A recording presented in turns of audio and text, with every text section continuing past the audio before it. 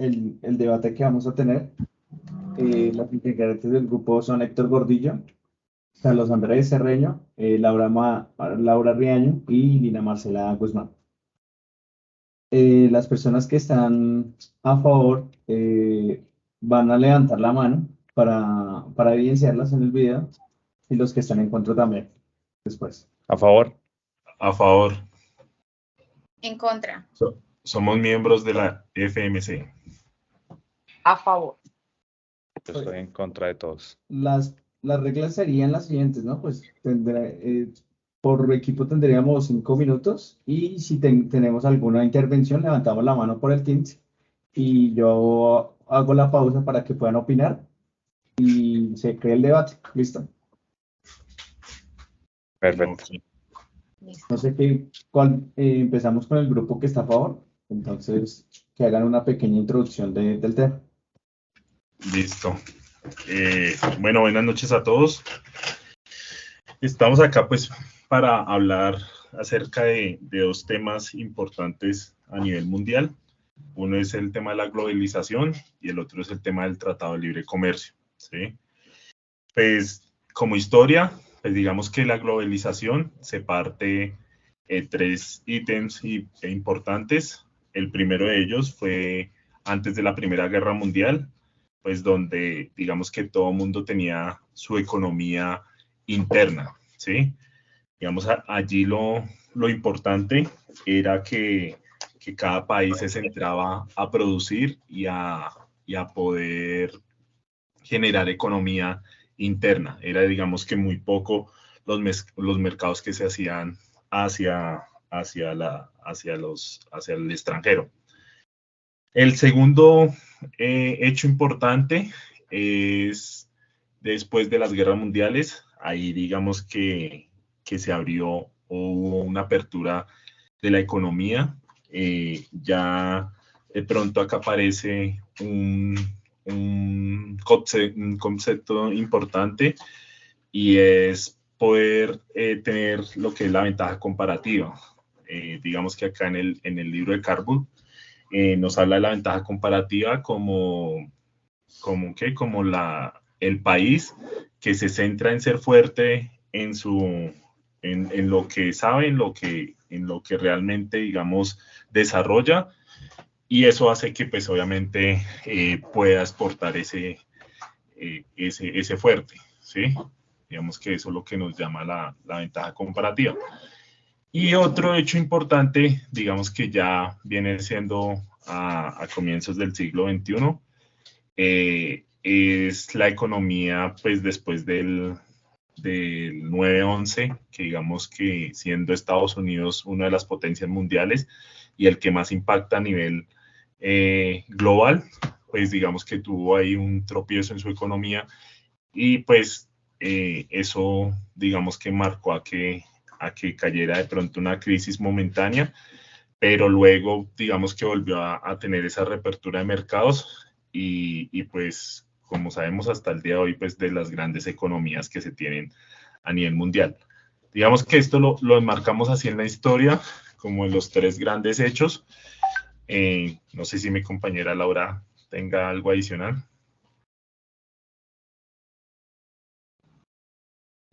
Sí, muy buenas noches. Por mi lado les va a tocar el segundo tema, que es el Tratado de Libre Comercio. Por allá en el año 2001, Colombia empezó a darse cuenta que pues tenía alto flujo de exportaciones, que su economía iba creciendo un poco más. Entonces, eso hizo que empezara a contemplar la posibilidad de hacer acuerdos inicialmente con Estados Unidos, pero al pertenecer a la comunidad andina, empezaron a fundirse o a unirse no solamente Colombia sola con Estados Unidos, sino los países de la comunidad andina, que son Perú, Ecuador, y entonces en el año 2003 ya se empezaron con estas negociaciones entre los 3 países, específicamente con Estados Unidos. Esto empezó a generar unos impactos positivos en algunos sectores para la economía colombiana empezó a generar un impacto positivo, obviamente en el comercio, se empezó a generar un impacto también en exportaciones del sector no minero o no energético, también impacto positivo en las inversiones en general, muchos proyectos gestionados por ProColombia empezaron a beneficiarse, centrados en algunos departamentos principales del país, mayoritariamente en Cundinamarca, algunos departamentos de la costa e inclusive en el Chocó. También hubo una mejora en todo el sector de hotelería y turismo. Desde Estados Unidos, más que todo, empezaron a llegar muchos más viajeros. Y eso también impulsó que al llegar más viajeros de Estados Unidos, llegaran viajeros de otras regiones de Latinoamérica, como Argentina, Brasil, aumentando este ingreso para la nación. Estos fueron los primeros impactos positivos del Tratado de Libre Comercio, que sigue vigente y beneficia mucho no solamente a las grandes empresas, sino también a las pymes dedicadas a los sectores mencionados anteriormente. Ahí nomás para, digamos, para terminar las afirmaciones y tanto con lo que dice Laura como lo que está diciendo un poco de la historia a nivel global, creemos que es muy importante, digamos, que abrir las economías hacia el extranjero. Esto puede ser, digamos, una fortaleza desde las regiones. Como decía Laura, digamos que los tratados de libre comercio lo que hace es impulsar esa fuerza a poder desarrollar y poder poner sus productos hacia el extranjero y que puedan ser pagados un poco más a lo que se paga a nivel nacional. Entonces, creemos y afirmamos que es bueno tener estos tratados, que es bueno poder negociar con varios países a nivel global y que es bueno siempre abrir todas estas aperturas económicas hacia todo el extranjero. Ok, de acuerdo. No, digamos, me parece bien. No sé qué opina el equipo que está en contra. Pues contrastando Bueno, yo, Bueno, uno de los dos. ¿Quién va a levantar la mano? Lili, continúa. bueno, ok. Bueno, yo sí pienso que en principio la globalización se hace, pues, y tendría que servir para facilitar también el traslado, digamos, de los ciudadanos también por todo el mundo, ¿no? Eso es también uno de los temas de la globalización, pero digamos, ese hecho a veces no se produce porque algunos países imponen restricciones a determinadas personas en función de su origen. Entonces, asimismo sucede con el tema económico. Realmente no es tan fácil como lo pintan y como dicen, porque a veces para nuestro país también le ponen muchas limitaciones para exportar y en cambio para importar sí es más fácil. Entonces, digamos, varios de estos hechos hacen que esto conduzca a una desigualdad muy grande entre los países más ricos y más pobres. Entonces, considero que no es tan así como mis compañeros lo dicen. Y pues aparte, pienso que la globalización afecta mucho el tema de las pymes. La verdad, las pymes son las que se ven realmente afectadas y pues digamos que a veces no se le da la importancia que se les debe dar a esas pequeñas empresas y no tienen en cuenta que, digamos, las pymes actualmente cuentan con en Colombia actualmente cuenta con 2.5 millones de pymes y hacia, por ejemplo, el PIB, estamos a nivel de PIB en el puesto número 40 a nivel mundial. Entonces, digamos que el tema con las pymes sí se ve bastante afectado porque aparte estas pequeñas empresas son las que dan el 67% del empleo en nuestro país. Entonces, estas pequeñas empresas tienden a desaparecer porque Colombia decide también importar muchos productos a bajo costo y pues obviamente las pymes fracasan, se quiebran y pues por ende tampoco hay empleo. Contrastando con lo que, bueno, apoyando la idea de Lili, la globalización cuando se introdujo en Colombia, digamos, se hizo una gran apertura económica. Colombia conoció, digámoslo así, lo que fue el mundo. Empezaron a llegar productos que antes no existían o, bueno, que los colombianos no teníamos acceso a ellos. Entonces, se empezó a importar más de lo que se exportaba. Y esto genera una dependencia económica hacia otros países y otras regiones donde Colombia no puede hacer fuerza o no es una potencia. Colombia era un país agrícola, tenía forma de exportar alimentos, pero la globalización ha hecho que digamos, músculo económico que tenía Colombia fuera mermando, fuera disminuyendo con el tiempo. Vemos cómo a medida que pasa el tiempo, Colombia importa cada vez más alimentos y esto lo que está haciendo es darle la, ¿cómo decirlo?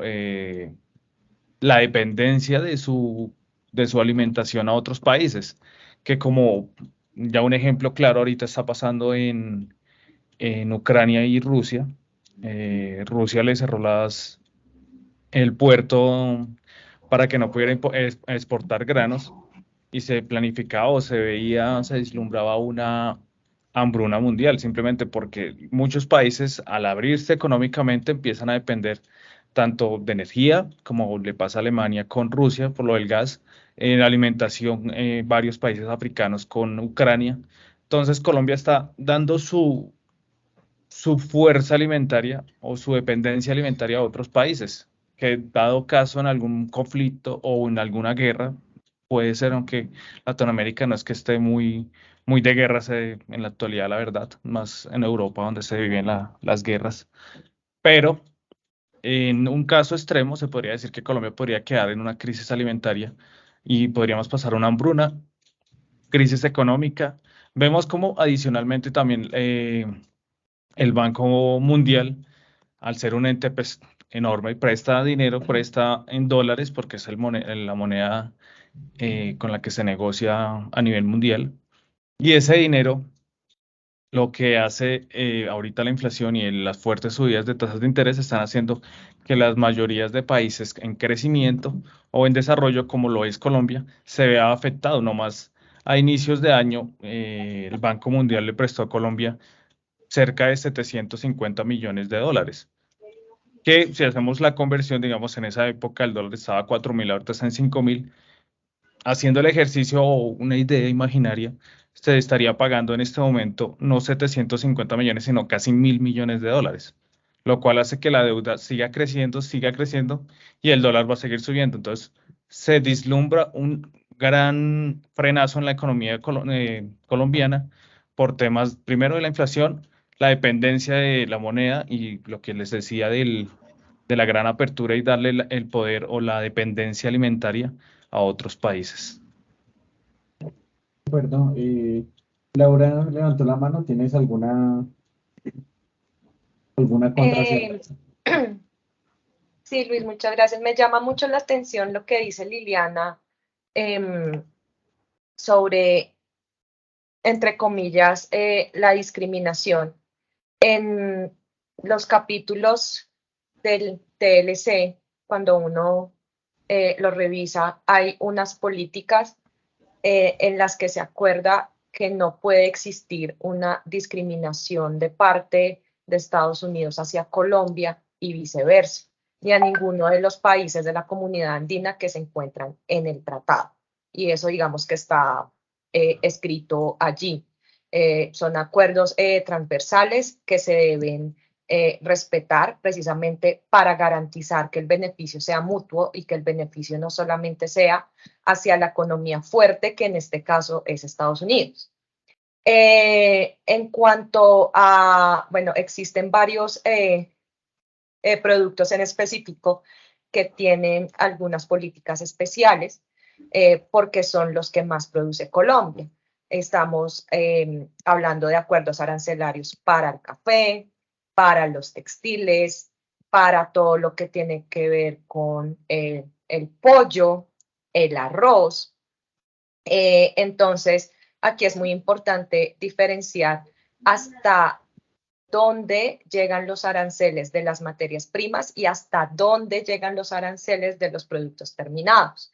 En todo lo que tiene que ver con confecciones, nosotros podemos exportar productos ya confeccionados, desde pantalones hasta ropa interior, y ellos ya tienen un límite de arancel que debe ser respetado y que no afecta o que no incrementa el costo de quien lo produce. Nosotros sabemos que en Colombia tenemos grandes productores de textiles, de confecciones como Coltejer, pero también sabemos que tenemos muchas pymes con ese fin. Entonces, estas políticas arancelarias con un tope lo que buscan es precisamente proteger estas pymes para que exporten. Lo que pasa es que Colombia debe seguirse industrializando y debe seguir comprando maquinaria, ¿sí?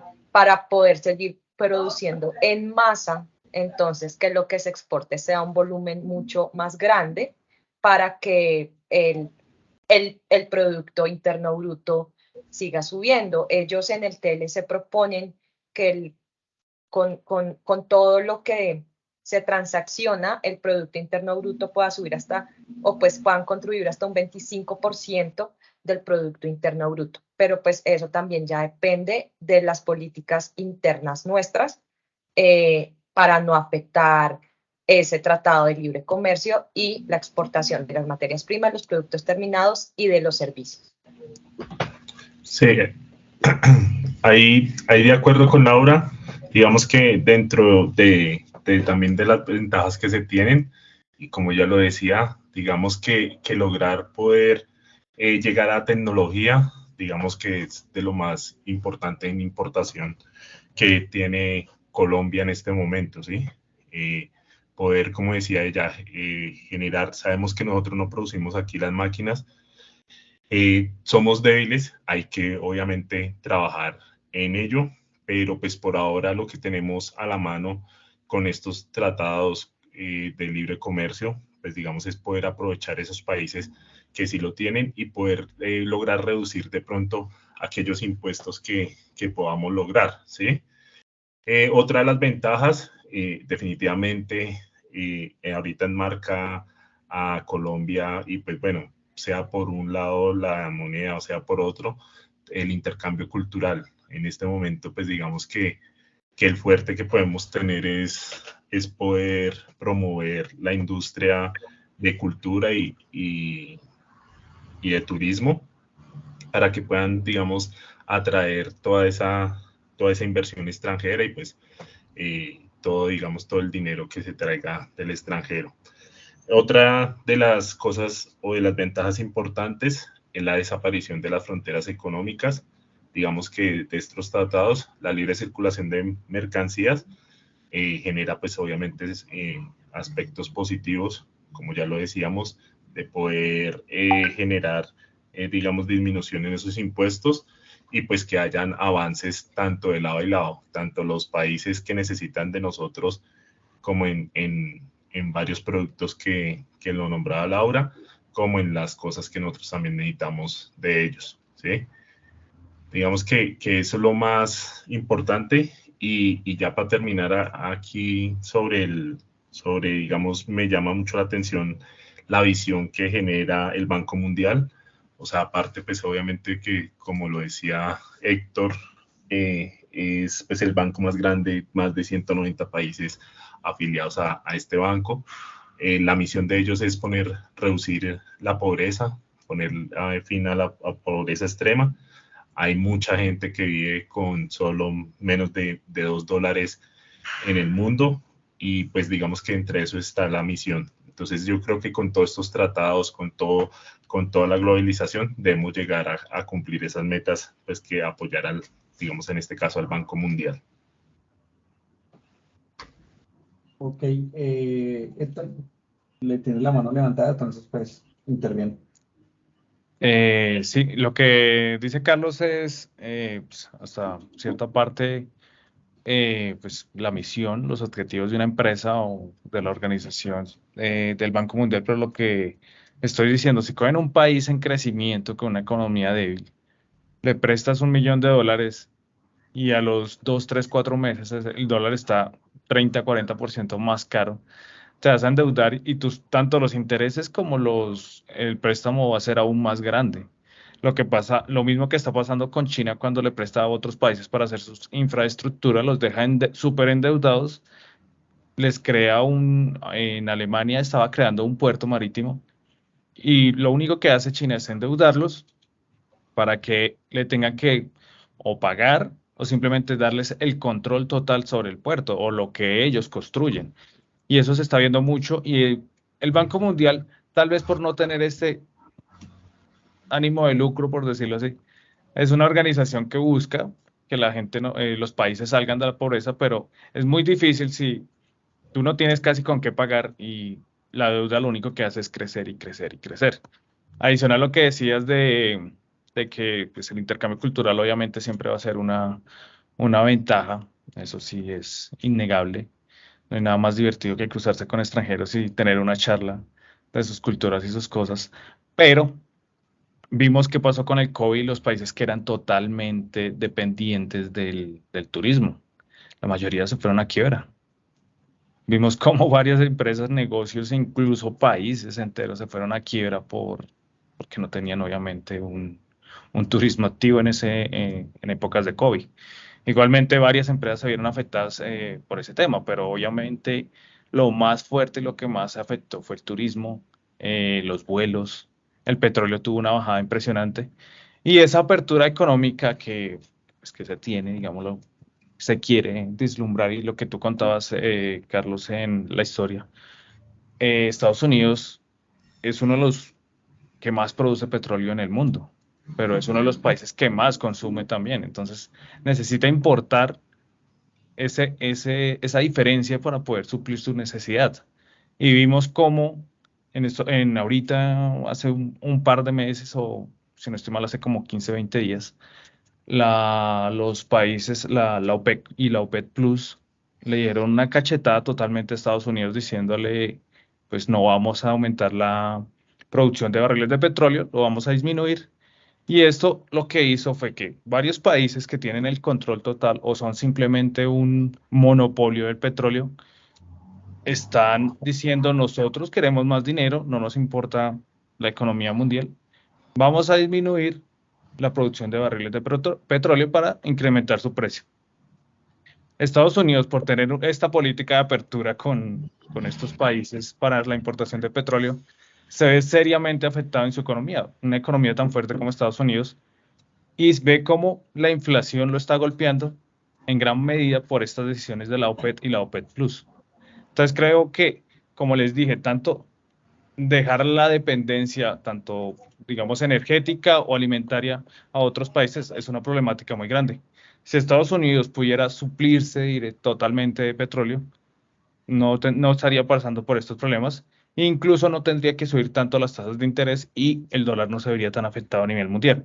Son problemáticas que se viven en otros países, al otro extremo del continente, pero pues nosotros, un país como Colombia, depende totalmente de lo que pasa en Estados Unidos y en lo que pasa obviamente en Europa también. No sé si Lili quiere aportar o contribuir un poco. No, yo creo que ya cerramos la tanda de esta. Yo tengo una pequeña pregunta para cada grupo, escuchándolos en el debate para ya cerrar esta. Eh, si me podrían, digamos, los que están a favor, me pudieran dar tres economías de un país o un ejemplo de un país que tenga solidificado su TLC y que su economía haya crecido. que nos den un pequeño ejemplo de una intervención de 3 minuticos, y el otro equipo que me muestre, digamos, también una economía que haya fracasado, haya quebrado por el TLC. De 3 minutos una intervención, no sé quién quiera arrancar.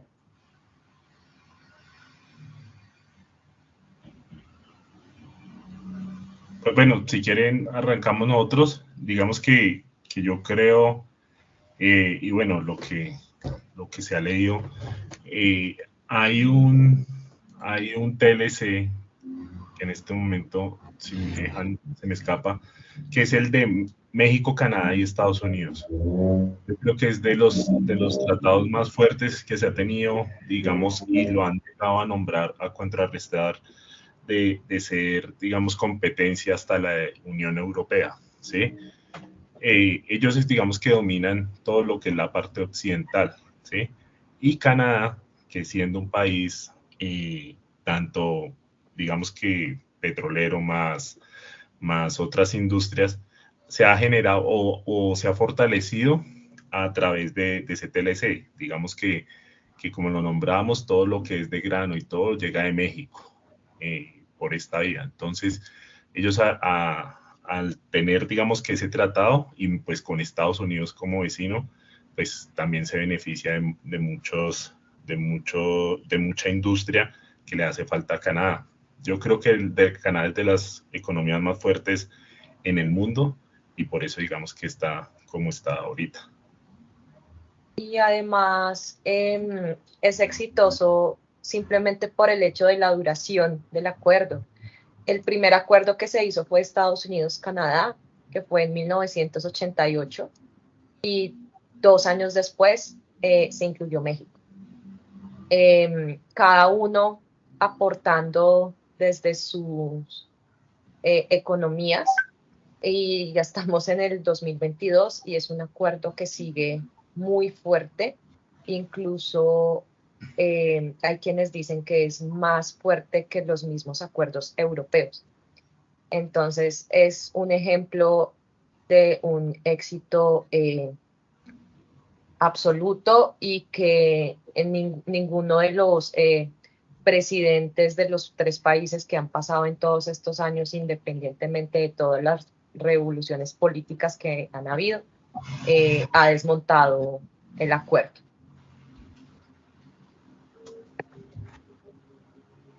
De acuerdo, el otro grupo, pues, ¿quién de los dos quiere participar? O si los dos, ¿quién inicia? Pues si quieren yo inicio, qué pena ser tan insistente y reiterativo con el tema de Colombia, pero nomás viendo cómo, o sea, es algo muy, por decirlo así, es un poco ilógico y citando lo que dijo Carlos del tema de la abundancia relativa y la fuerza de los países. Colombia tiene todo el potencial para ser una potencia, incluso ser la despensa de medio mundo. O sea, puede cultivar casi cualquier cosa, tiene todos los pisos térmicos. Podría, si en verdad se industrializara, ser una competencia muy grande a nivel mundial para el tema de alimentario. O sea, vimos como pasó con Ucrania, tuvieron que decirle, sentarse con Putin cuando todo el mundo odia en este momento, digamos, a Rusia o está viéndolo con malos ojos. Y tuvieron que irle a pedir, como dicen aquí los colombianos, a pedir cacao a Putin. Venga, necesitamos que nos deje pasar por el Mar Negro, déjenos sacar el grano de Ucrania para poder suplir la necesidad mundial. Si Colombia hubiese tenido, digamos, poder cultivar grano o hubiese tenido silos de grano, estaríamos viendo cómo se vendería a un precio muy elevado, estaríamos ingresando dólares y esto apalearía o bajaría un poco la inflación que estamos viviendo o la caída también del peso frente al dólar. Pero empezar a producir ahorita ya es ridículo. Ya obviamente ya se abrió el mar, ya se abrieron la frontera, Rusia dejó pasar el grano. Ahorita amenazó con volver a cerrarlo. Pero Colombia cuando hizo el tratado con Estados Unidos, quizá con la ilusión de fortalecer estas ventas del agro, fortalecer exportaciones, pero vemos cómo si vamos a exportar carne, los grandes ganaderos tienen a Argentina. Argentina exporta mejor carne y no hay que ser un conocedor para saber que Argentina tiene mejor carne que en Colombia. De hecho, el sacrificio y todo el tema de la carne, producción, venta, exportación, tratado, es muy, muy bueno. Tenemos el café, tenemos a Brasil que exporta café también a manos llenas, en toneladas más que Colombia. Puede que digan que el café de Colombia es más rico, más puro, pero si se vende a mejor precio el de Brasil, la gente va a comprar el más económico. Tienes que ser un barista o un experto en café para decir, no, prefiero el café de Colombia porque tiene tintes más ricos o aromáticos. En fin, no desviándonos del tema, el TLC, un país, un ejemplo de que se está quebrando o en una parte de su economía fundamental que siento que es el agro en Colombia, lo está quebrando el TLC. Y a futuro puede que termine Colombia siendo un país hotelero, exportador de turismo, o como en el DANE hace poco salió un dato donde decía que la mayoría de las personas actualmente vigentes para trabajar se están dedicando es a la venta y a la reparación de automóviles, cuando esto debería ser en Detroit o en Estados Unidos, un país tradicionalmente productor de autos, pero Colombia, y que la fuerza de trabajo se enfoque solo a eso, me parece algo absurdo. Y esto todo es la tradición que viene sacando el TLC, donde digámoslo así, como dicen los colombianos, empiezan a buscar donde en verdad está el dinero y el agro ya no es un factor a ver para poder generar ingresos en el país. Ok, Lili, no sé si quieras participar o ya haríamos cierre a este.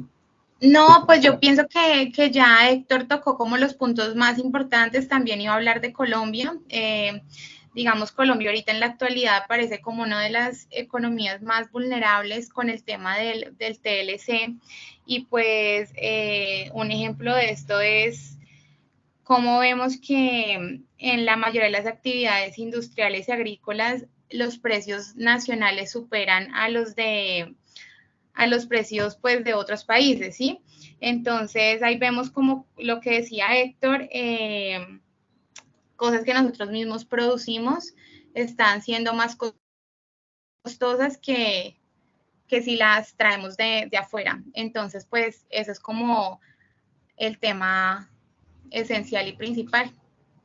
Ok, bueno, pues acá damos cierre a esta pequeña charla. Pues muchas gracias por la participación. Fueron muy claros con los temas. Digamos, los dos quedaron súper clarísimos. Y ya, muy amables. A ustedes, muchas gracias. A ustedes. Muchas gracias. Gracias.